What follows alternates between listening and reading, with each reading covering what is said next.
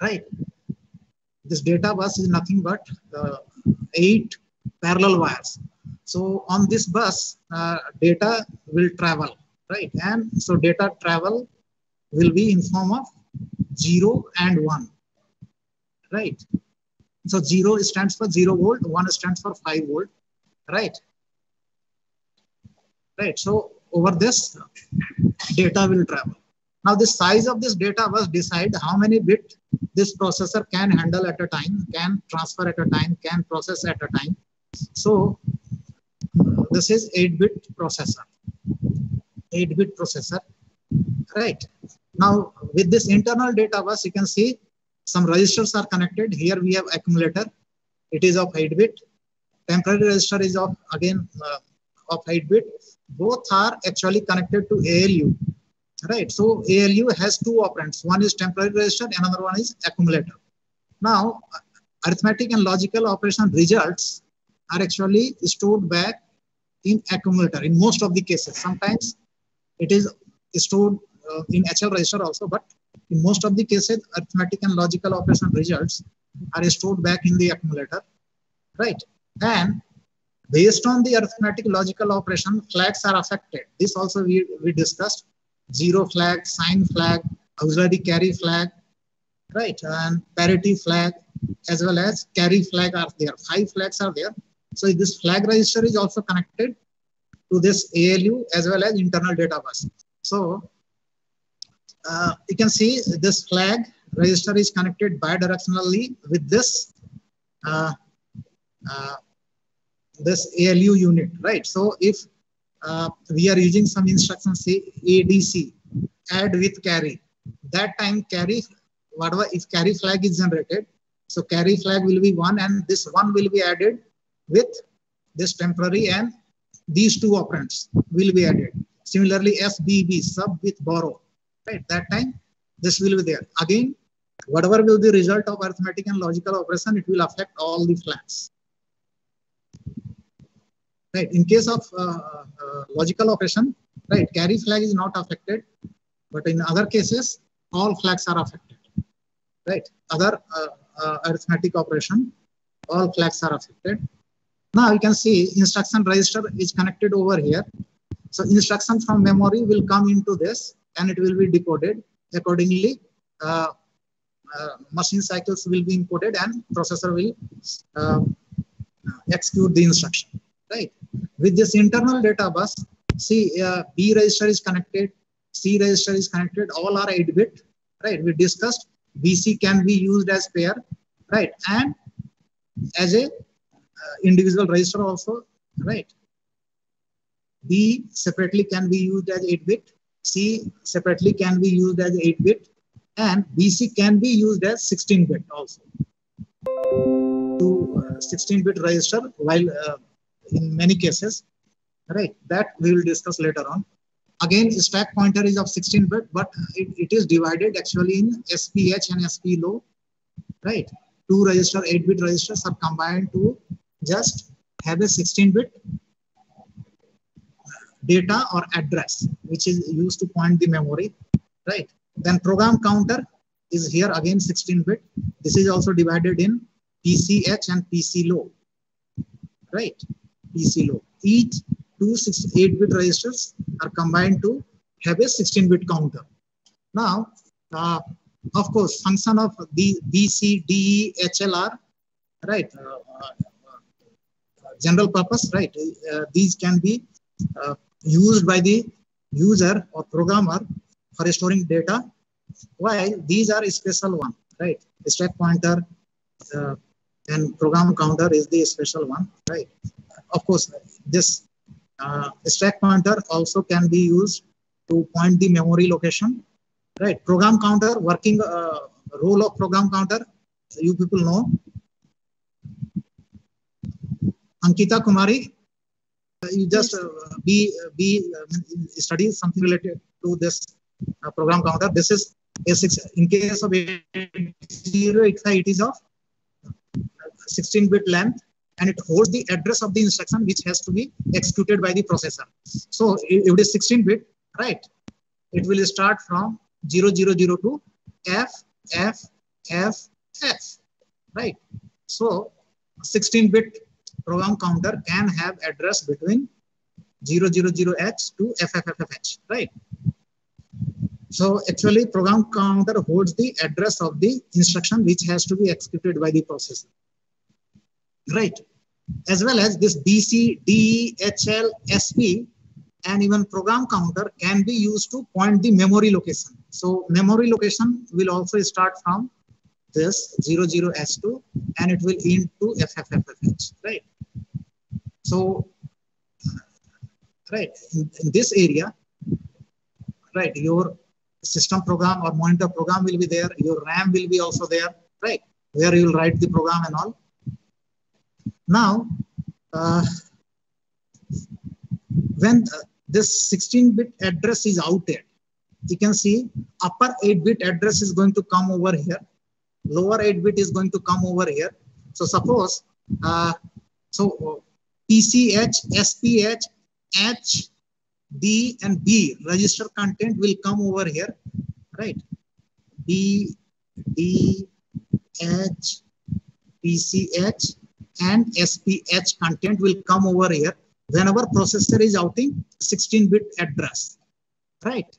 While lower 8-bit address will come to address/data buffer. It is wrong over here. Here, the lower order address will come to this, right?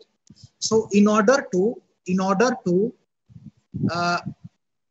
send some data which is inside this processor, suppose in this accumulator we have 45H, right? In this accumulator we have 8-bit data 45H, and this we have to write in a RAM location, say at 2400H. Here we have to store like STA 2400H is executed, right?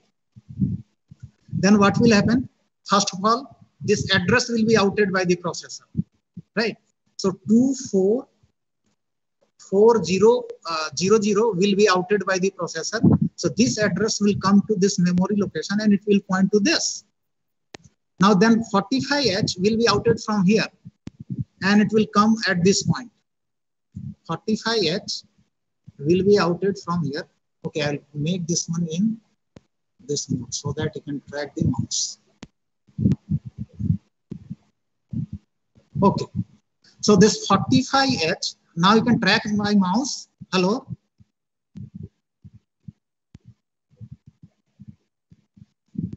Hello?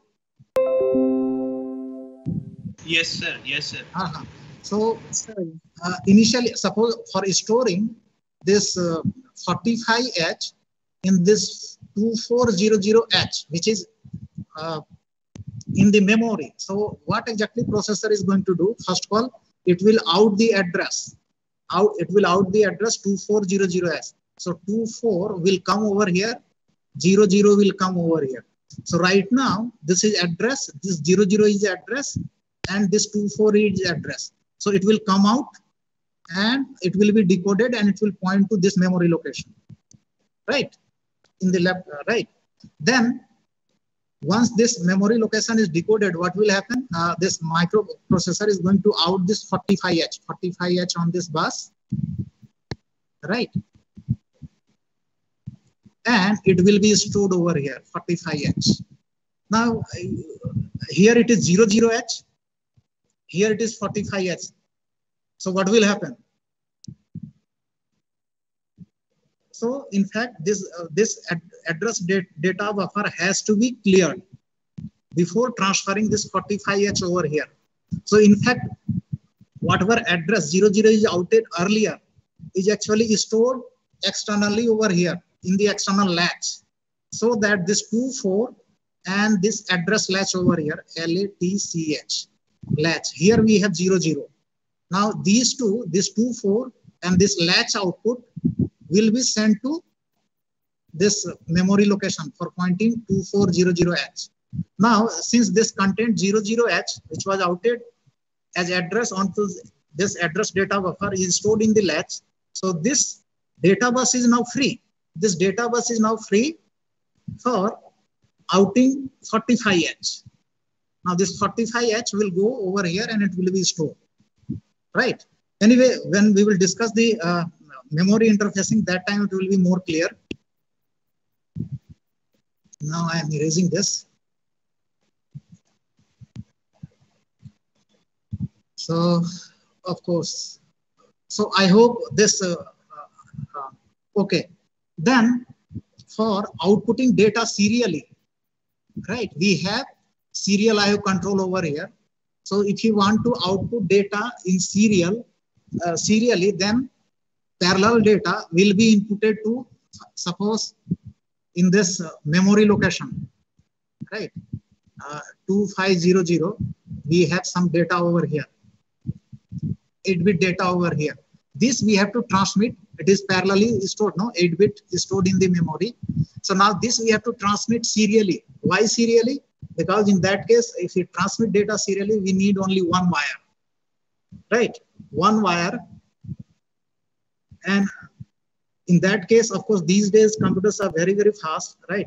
So serial transmission is very, very fast in most of the cases, right? You will find data transfer is serial only. Even your computer, laptop, when you connect through the internet, or even pen drive, SD cards, all are serial device, right? So data is transmitted and received serially. So serial IO facility was also there, even in 1976, you can say, right? So data outputted serially via this. So 8-bit data will be placed over here, and from here it will go out one by one. And similarly, data will be inputted serially through this to accumulator, right? We will do the programming related to serial inputting and outputting, right? That time it will be more clear how data is inputted serially in 8085 and how it outputs data serially to a serial device, right? Not a problem. Serial is also there. As well as we have interrupt control facility, right? Processor job is to execute your program continuously. So, and it can handle so many things, right? So processor job is to execute your program, and suppose your program is very, very lengthy one, then if you have a important work to perform, important job to perform, then you can interrupt the processor via these pins, right? So interrupt control unit is also there. So you can stop the execution of the program temporarily, and you can do the urgent work, right? Under urgent work, and then again you will go back to your normal routine program, right? So interrupt control facility is also there.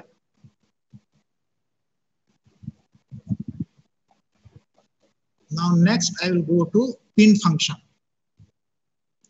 Now this 8085 is a, anyway, I'll just go back. Anyone having any doubt related to architecture of this 8085? Hello? Please. No, sir. Nine, sir.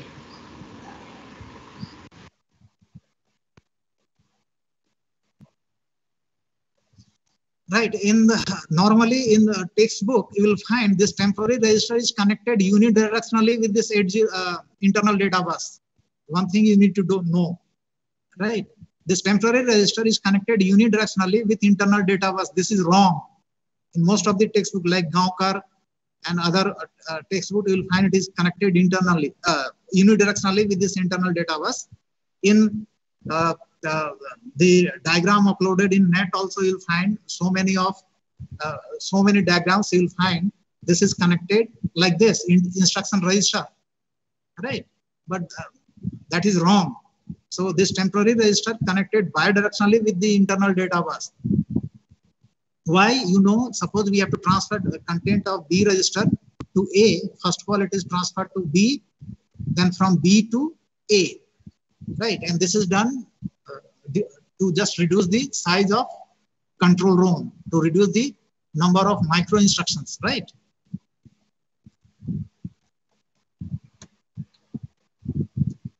Okay, what is the role of this incrementer decrementer address latch? Anyone? Hello? Sir, we can use the increase INC operation there. INC. In case of INX, and DCX instruction, right? 16-bit data has to be incremented or decremented, right?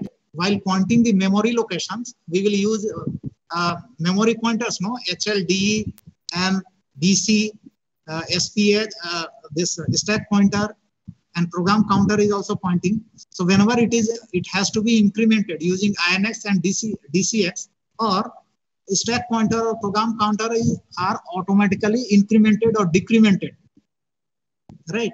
That time this incrementer decrementer latch will be used to increment and decrement the 16-bit address or data over here, right? And in this process, arithmetic logic unit is not involved, right? Arithmetic logic unit is not involved, so flags are not going to be affected. Hello? Yes, sir. हाँ, तो ये सब चीजें आप हमको रोकिएगा, बताइएगा कि इसको आप बोले नहीं है भाई. Okay, now I am going to pin diagram. You can see this is 8085 is a 40 pin chip, right? Now this is pin number 1. You know how to just level the pins. You have to go through this notch first, right? You have to identify this notch. This is top view, right? First of all, you have to identify this notch, and from left hand side, this is 1, 2, 3, 4. So this is 20th. Similarly, 21, 22, all 40 pins are right. Nobody is going to ask you what is the pin number 7 of 8085. Nobody is going to ask you. But what is pin RST 7.5? That you must know, right? This pin number is not valid, is not that much important, but function of all these pins has to be clear in your mind, right? Next, okay, so you can see over here how it is written. Say 21 to 28 higher order address bus, A8 to A15, A8 to A15. So this higher order address bus, whenever 16-bit address is outed, these lines, these pins will be used for sending the higher order address. Suppose our address is 2475H, right? So this one is the higher order address. So 24 means 0010, right? Then 4 is 0100. So these 8 lines will be transmitting this address, right? And 75 will be transmitted using this. 75 will be 0111, then 0101, right? So these 8 lines will be sending the lower order address byte, right? And it will be stored. It will be connected to a latch, LATCH, latch. So 75 will be stored over here, right? And using this for storing this, in fact, this ALE will be used. So whatever address is outed in the on these lines or these pins AD0 to AD7 is actually stored in external address latch. So when this ALE goes over here, ALE signals actually increase like this and decreases like this. So falling edge of this ALE during T1 state, actually this lower order address is stored over here, latched over here. So now this bus will be free. This bus will be AD0, AD7. These pins will be free for transmitting and receiving data, right? So first of all, address will be sent 2400, 00 will be stored over here, 24 will be over here. So now this 2400 will go to memory and 2400 will be enabled, then data will be outed 4, 5 will be outed from here, and through this it will go to over here, right? So I hope function of this AD0, AD7 and A8 to A15 is clear, right? Why it is bidirectional? Because data from after sending the address to the memory chip, either it will read or write. So for reading operation, first address will be sent, a typical memory location will be enabled, right? And data from that memory location, suppose XX, will come out and it will go via this into the processor, right? So that is why it is bidirectional. While A8 to A15 is unidirectional. Why? Because it is used for sending only address. Next, ALE is actually used for demultiplexing this address and data bus. So when ALE is high, right, this AD0, AD7, AD0 to AD7 is containing address. And when, right, it becomes high and falls, address will be stored over here. And when it becomes 0, this AD0, AD7 will be free for transmitting and receiving data. So one can understand control that. So when ALE is low, right, AD0, AD7 will have data. And when ALE is high, AD0, AD7 will have address. So this AD0, AD7 has got dual function. It will be used for sending the address. And when processor is sending address, right, ALE will be made high by the processor so that whatever address is sent is actually outed at these pins will be stored in the external address latch. And then AD0, AD7 will be free for transmitting and receiving data. So whenever ALE is 0, it is this AD0, AD7 will contain data, right? And when ALE is high, AD0, AD7 will have address, right? Okay, so we are with this. Now, next two pins, we have VCC and ground. Hello? Next two pins are VCC and ground. Why we need VCC for this chip?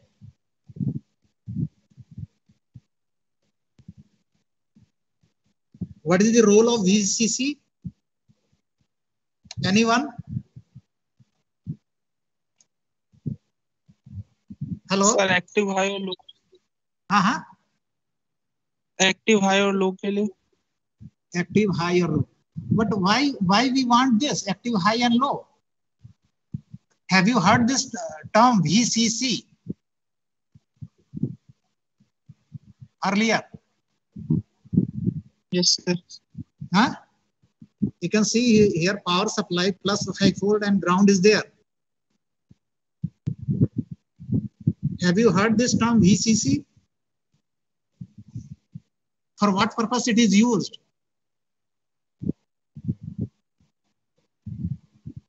Sir, for biasing. Anyway.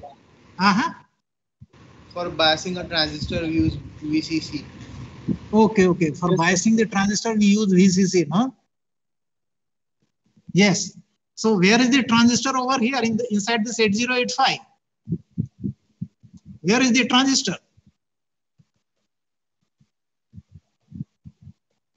Hello? Yes, sir. Where is transistor? Know, sir. Might be in timing and control, sir. No. Oh, transistors will be inside this timing and control unit. Yes, sir. Yes, sir. Okay. Now I am showing you where are the transistors. Right. In fact, this is what this is internal data bus. Data bus is nothing but wires. Right. And if you want to output the content of this accumulator, we have to enable this accumulator, this EA control signal, you understand, no? EA control signal will be used for enabling this accumulator so that content of all these flip-flops, 8 flip-flops, will be connected to this. Sir, here the logic gates will be made of transistors. Logic gates are also there. Logic gates are also there. Inside this accumulator, we have flip-flop, no? Flip-flop having gates, and inside gate you will have transistor. Right? And these transistors will be biased either in active, no, not in active, either in saturation or cutoff. No? And in fact, so inside this accumulator also we have transistor. Inside this temporary resistor also, flag resistor also, arithmetic logic also having gates. So everything is transistor only, right? Even these lines, right? These buses we are saying, no, it is connected bidirectionally over here. So how you are going to connect these wire with this? Of course, you will have to use switches. You have to use switches, no? So here actually we are having transistorized switches. Tri-state transistorized switches are there. So everywhere it is transistor only, right? And in fact, forget about transistor. In fact, inside this 8085, we have nothing but switches only. Transistorized switches. Transistor switches, sorry. These transistor switches are there, and these switches has to be turned on and off. And how you are going to do this? By biasing the transistors properly. If you bias them in, say, cutoff region, these transistors are going to act as what? Open switch. And if you bias them in saturation, right, transistor is going to work as closed switch, right? So in fact, this 8085 CPU, right, is nothing but programmable switches only, right? Or programmable hardware. Anyway, so this VCC and ground is used for biasing the transistors inside this, either in cutoff or saturation. I hope it is clear now. Next two pins, X1, X2. Right. In fact, here we apply clock. Right. Crystal oscillator. A crystal is connected over here. Crystal gives you this type of rectangular output.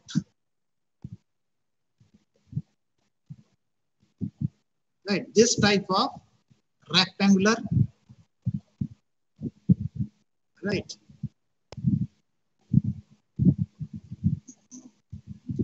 Right, waveform is generated by crystal oscillator.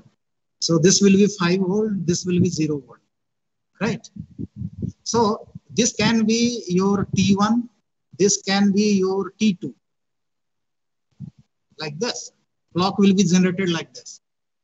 Now, this is crystal oscillator output is very, very stable one. It's not varying with time. So around 6 megahertz crystal is actually connected to these two pins, X1 and X2. Inside this 8085, we have a circuitry which divides this clock by 2, right? So for dividing a clock by 2, circuitry is going to be like this. I'm just drawing over here. Erase? No, not erasing. So now I'm drawing a JK flip-flop. And if this is tied to VCC and clock input is this, positive clock input is this, and our output is rectangular, input is rectangular like this.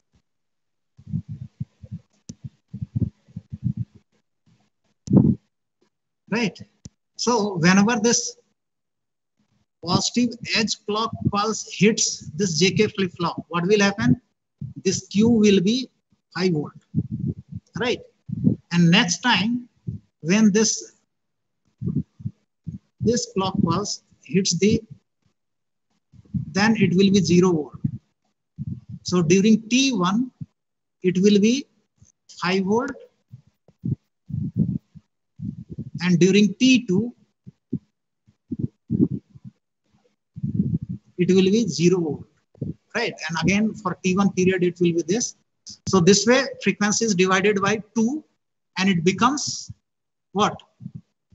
3.085 megahertz. So input is rectangular in nature. Its duty cycle is not 50%. Its duty cycle is not 50%. Right. But output is square wave having duty cycle exact 50%. Right. So our CPU or 8085 runs at 3.085 megahertz. Why we need to divide this one by 2? Why we want to make this clock having say duty cycle 50%? So that positive half and negative half will be equal. Right. So it is remaining say 1 for say T1 duration. It is remaining 0 for again next T1 duration. Why we make this duty cycle 50%?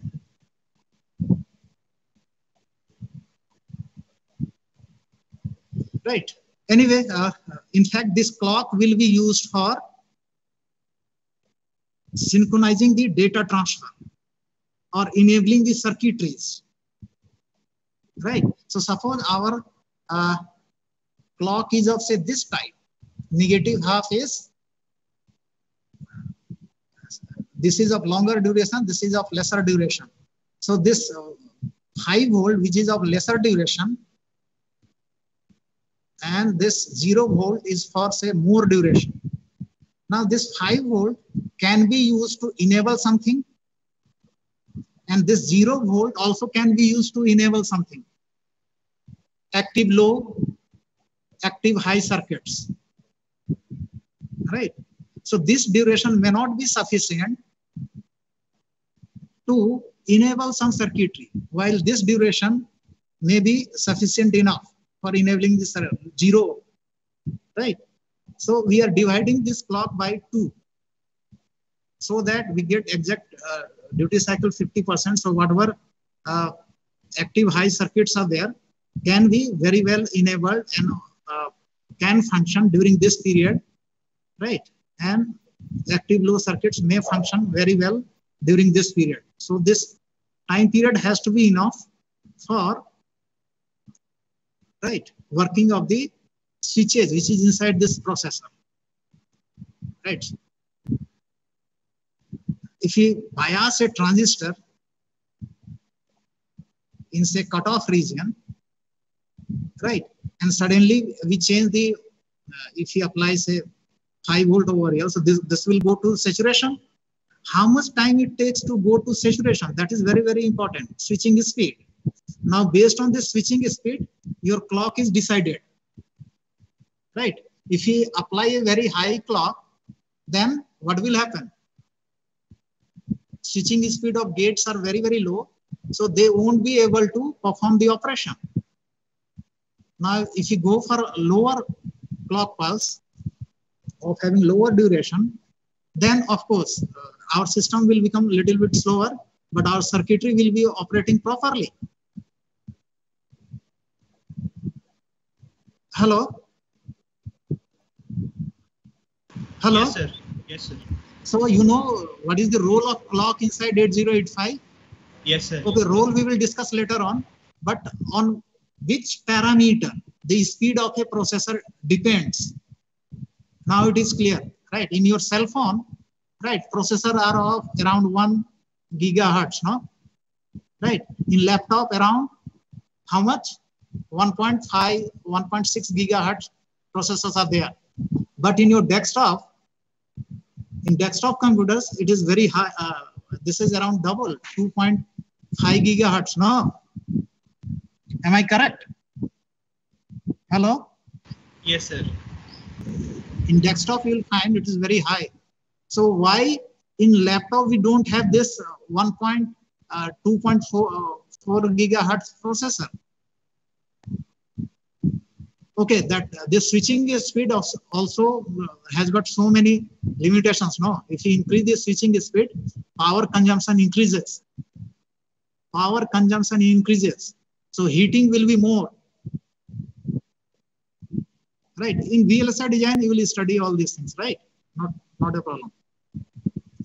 So anyway, this clock input actually decide the speed of the processor, but actual speed is decided by the switching speed of the gates, which is inside the processor, right? You cannot apply very high clock to that processor, otherwise it will not perform properly, right? So 8085 was developed in 1976. That time it was running at 3.085 megahertz.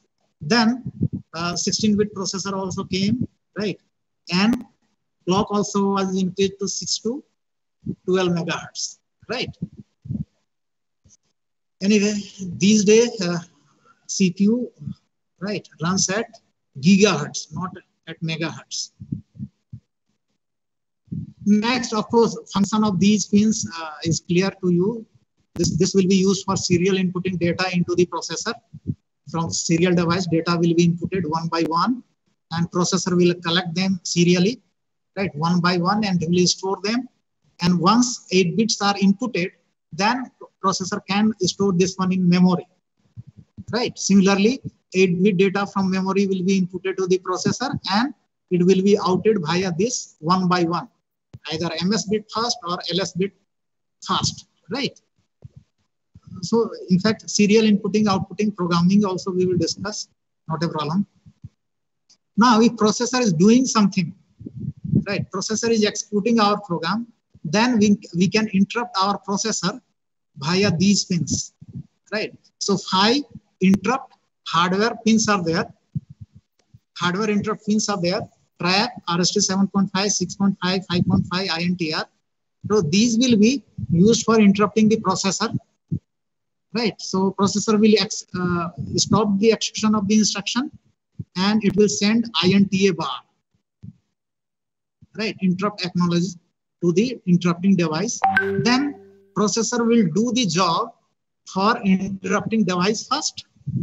It will finish the job of interrupting device, then it will go back to its own program or main program, right? Programming on interrupts also we will discuss later on, right? So next pin is ready, and next pin is ready. Now, one thing you need to note down here, direction of pins are also given, right? SID is incoming to the processor, SOD is outgoing to the processor. Here X1, X2 are both incoming, right? VCC, ground are also there.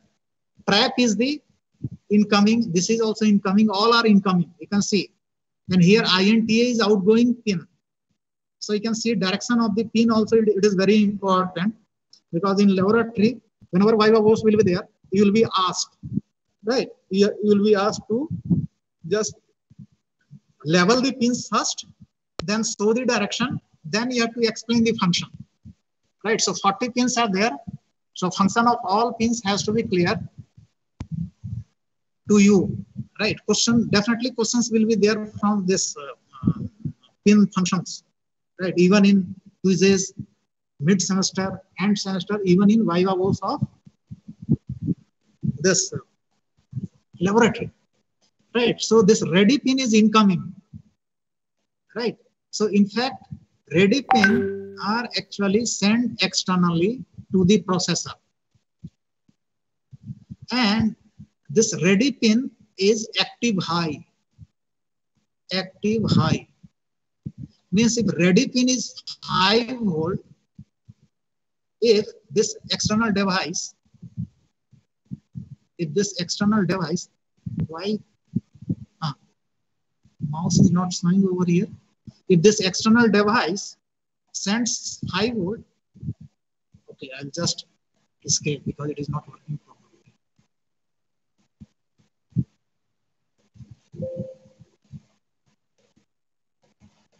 Sir, we have another class right now, sir. Okay, in next class I will continue with the spin functions, right? Not a problem. But you people start saying very early, right, that you are having next class.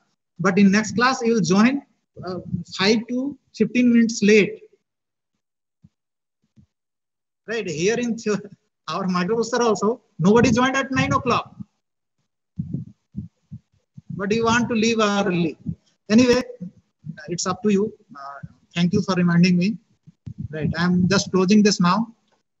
But please, you go through the spin function of 8085. Whatever ebook I have uploaded, no, there also functions of all these pins are discussed. Right, and just go through that so that in next class when I will start discussing this ready, hold, reset in, INTA bar, HLDA, ALE, S0, S1, IO, M bar, read bar, write bar. That time it will be helpful for us, right? So that you can ask the question to me. Okay.